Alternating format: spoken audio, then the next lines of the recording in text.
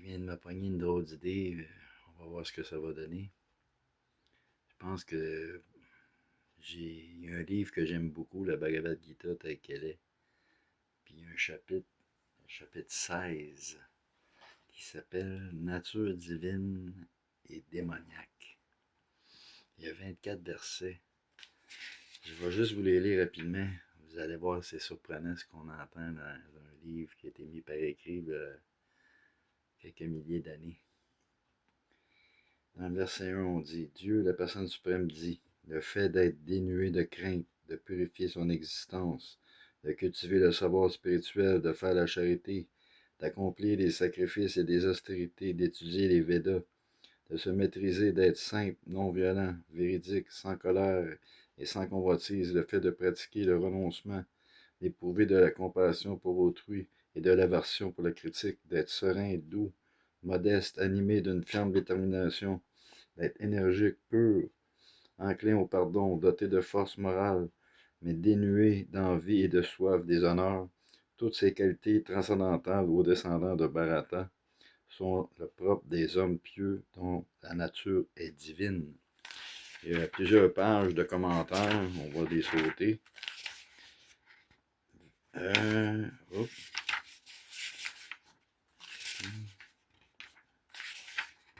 OK, verset 4. Ô fils de Prita, l'orgueil, l'arrogance, la vanité, la colère, la dureté et l'ignorance sont les traits caractéristiques des hommes dont la nature est démoniaque.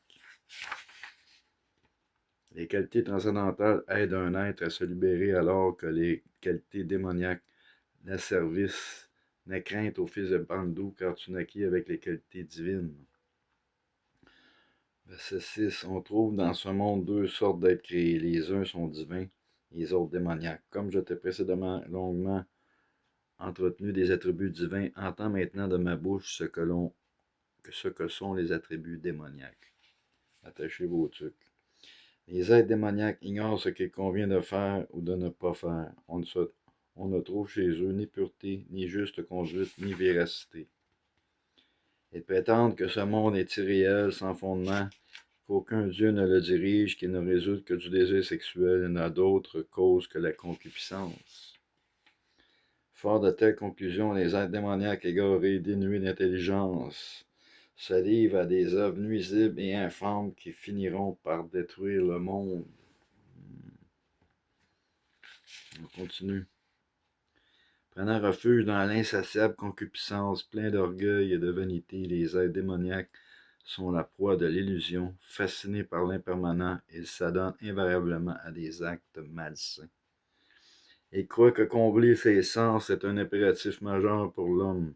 Aussi sont-ils leur vie durant plongés dans d'incommensurables angoisses, captifs de milliers de désirs qui s'enchevêtrent, s'absorbant dans des pensées de concupiscence et de colère. Ils s'enrichissent illégalement pour satisfaire leurs sens.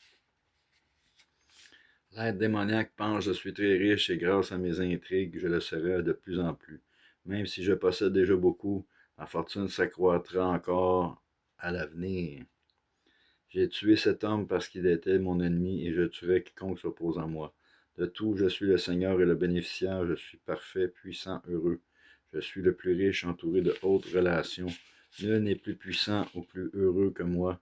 Je ferai des aumônes et des sacrifices afin de pouvoir me réjouir. Ainsi, le fourvoie l'ignorance. Déconcerté par les multiples angoisses qui l'assaillent et pris dans un filet d'illusions, il s'attache par trop au plaisir des sens et sombre en enfer. Imbus d'eux-mêmes, toujours impudents, égarés par la richesse et la prétention, ils accomplissent parfois des sacrifices dont ils s'enorgueillissent, mais comme ils ne suivent ni principes ni règles, ceux-ci n'ont de sacrifice que le nom. Égarés par le faux égo, la puissance, l'orgueil et la concupiscence et la colère, les démons blasphèment la vraie religion et m'envient, moi, la personne suprême qui réside dans leur corps et dans celui des autres.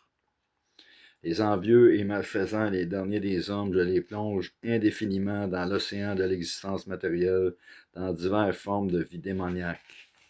On ne parle pas encore de l'enfer, là. ayant à renaître vie après vie au sein d'espèces démoniaques. Jamais ils ne peuvent m'approcher, ô fils de Kunti. Ils sont peu à peu dans des conditions d'existence les plus abominables. Il y a des entités que, tu sais, il y a des vers dans des excréments.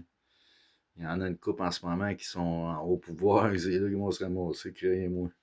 Trois portes donnent sur cet enfer la concupiscence, la colère et la cupidité. Que tout homme saint d'esprit les évite, car elles conduisent l'âme à sa perte. Ô fils de Kunti, ou Arjuna, celui qui a su éviter ces trois portes de l'enfer accomplit des actes qui favorisent la réalisation spirituelle, ainsi atteint-il peu à peu le but suprême. Celui qui rejette les injonctions scripturaires ou les écritures pour agir au gré de sa fantaisie n'atteint ni la perfection, ni le bonheur, ni le but suprême. L'homme doit être en mesure, à la lumière des principes énoncés dans les Écritures, de déterminer ce qui relève au nom de son devoir. Puis, ayant connaissance de ces règles, il doit agir de manière à s'élever graduellement. Il y a une chose que, en tout cas, je trouve intéressant de mentionner ce qui se passe dans la Bhagavad Gita pour vous donner peut-être le goût de l'écouter audio ou de la lire. C'est vraiment intéressant. Ce qu'il faut comprendre aussi, là, c'est que il y a beaucoup de monde qui disent la non-violence et tout ça. Les qualités de la non-violence, c'est pour les brahmanes, ceux qui représentent la tête. La société est répartie en 4 catégories principales. Les cerveaux, les sages, les pensants, les brahmanes.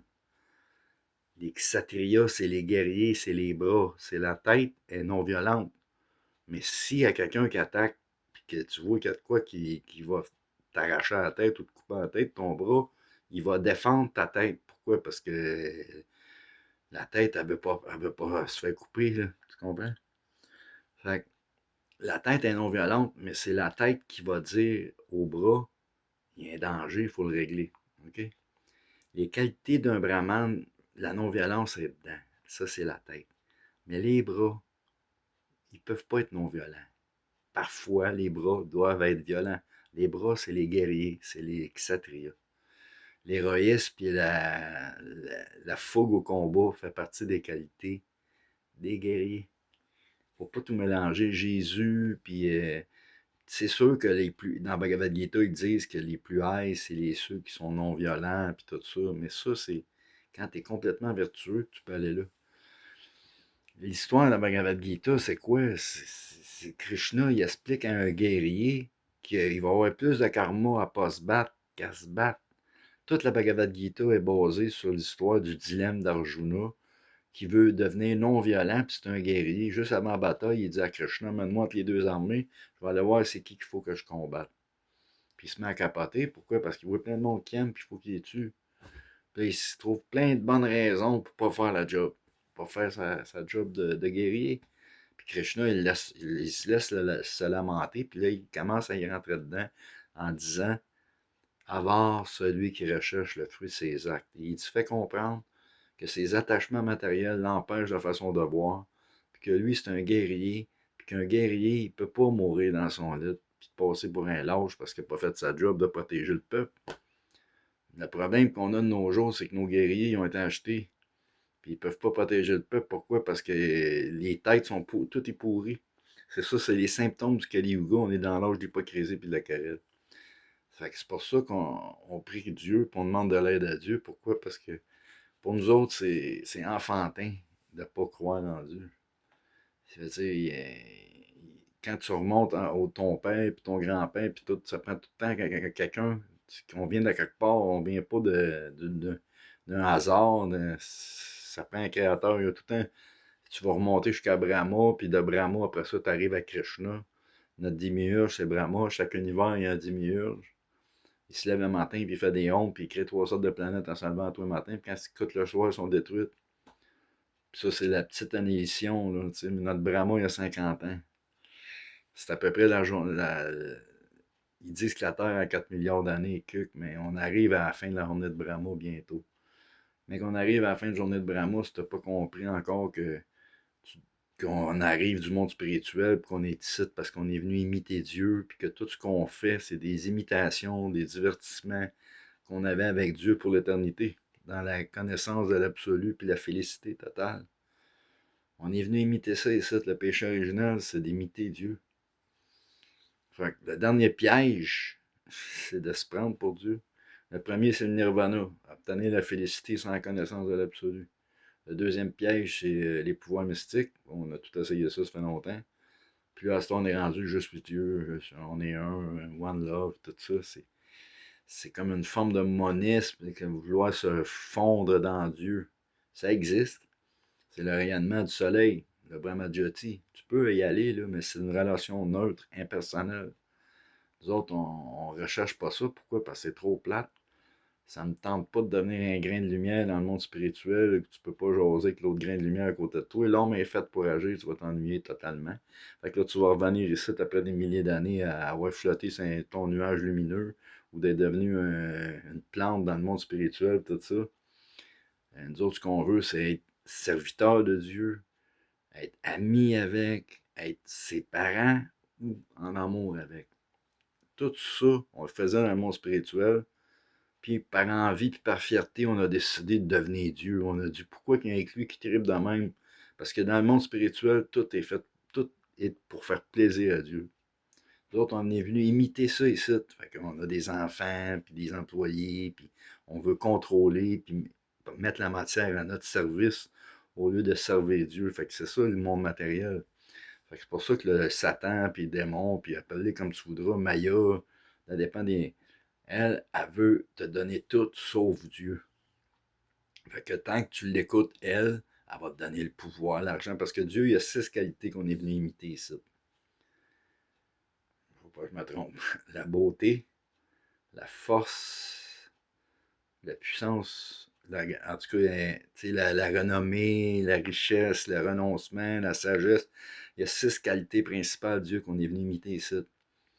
Puis ça peut prendre des milliers et des milliers et des millions de vies avant de comprendre que c'est impossible de devenir Dieu. Parce que même si tu dis je suis Dieu, c'est correct, c'est mieux penser que tu es Dieu que de penser qu'il n'y a pas de Dieu. Mais à un moment donné, tu vas devenir un parce que tu vas réaliser que Dieu ne peut pas tomber malade, puis Dieu ne peut pas mourir. Puis là, tu deviens un, puis après ça, tu peux écouter le serviteur du serviteur du peu serviteur de Dieu. C'est ça le processus qu'on dit nous autres. Parce que la connaissance, c'est soit qu'elle descend ou soit qu'elle monte. Okay? Quand tu demandes à ta mère c'est qui ton père, elle dit c'est lui, papa. Mais ta mère, c'est une source de connaissance supérieure à toi, tu es un enfant. Fait que si tu la crois, ben t'as pas de problème, tu sais c'est qui ton père. T'sais, on ne fait pas de joke avec ça. Là. En général, les madames, ils savent c'est qui le père de leur enfant. En général. C'est un exemple matériel. Donc, la connaissance, quand elle descend, c'est parfait. Pourquoi? Parce que la mère, elle sait c'est qui ton père. Mais pour nous autres, les Écritures révélées, c'est notre mère qui nous dit c'est qui Dieu, notre père. Si on ne la croit pas, on peut chercher longtemps. Il y a 3 manières de comprendre Dieu ou de réaliser Dieu. Puis la première est impersonnelle, c'est le rayonnement. C'est correct, c'est spirituel, mais c'est pas absolu. Après ça, tu as les gyanis qui spéculent, moi je pense que, puis ils sont capables de savoir que Dieu il est là, Dieu il est là, Dieu il est partout, Dieu est omniscient, omniprésent, omnipotent. Mais leurs sens sont imparfaits. Fait que quand ils regardent le soleil, ils voient gros de même. Mais le troisième niveau, c'est Bhagavan, Krishna, quand tu comprends que Dieu, c'est l'intérieur du soleil, c'est tout, mais c'est la source de tout ça. Mais là, t'es rendu pas mal au summum bonhomme de la connaissance sur la Terre. Après ça, il reste à le réaliser. Ça, c'est une autre affaire, par contre. Parce qu'avoir la théorie, c'est une chose, la pratique, c'est une autre chose. Moi, j'ai plus de théorie que de pratique, mais j'ai quand même un peu de pratique, ça fait beaucoup de bien. Puis qu'est-ce qui est le fun avec la pratique spirituelle, c'est que c'est éternel, c'est un compte en banque. On va dire, si pour une raison ou pour une autre, comme moi, j'ai sorti de mon côté plus sérieux spirituellement quand j'étais au temple et tout ça. Mais c'est expliqué dans Bhagavad Gita que je vais recommencer où ce que j'étais rendu dans ma prochaine vie, puis que, à cause que j'ai essayé de donner ma vie à Dieu, mais je vais aller sur des planètes édéniques, puis tu sais, c'est sûr qu'il y a du karma toujours qui rentre en ligne de compte, mais Krishna, il promet qu'il va aider ses dévots. Fait que tout se passe au niveau de la pensée. Mais quand je meurs, vu que je me suis forcé pour le sacrifice du son, de chanter les saints noms de Dieu, d'écouter des mantras régulièrement, ben j'ai plus de chances de penser à Dieu, mais quand je meurs, que si je ne l'aurais pas fait. Fait que c'est ça le processus. C'est de consacrer notre vie à Dieu, seul, avant de mourir, sans attachement, sans aversion. C'est la seule manière qu'on peut s'en sortir vraiment. De la prison matérielle, la samsara, la roue des morts, des renaissances sans fin.